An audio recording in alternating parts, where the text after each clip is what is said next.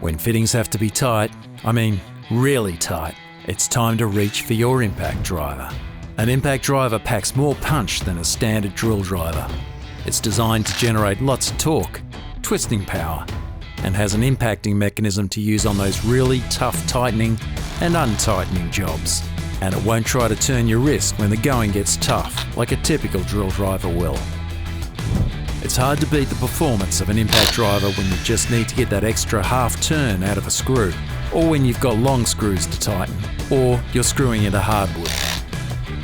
RYOBI's 18V 1+ compact HP impact driver has 240 Nm of torque. That's enough power for the toughest DIY projects.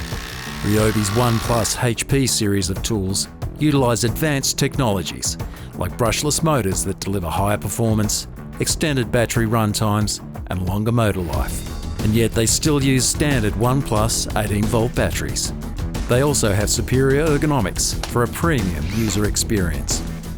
This compact impact driver from RYOBI is nice and light too, so you'll appreciate it when you're working overhead or outstretched.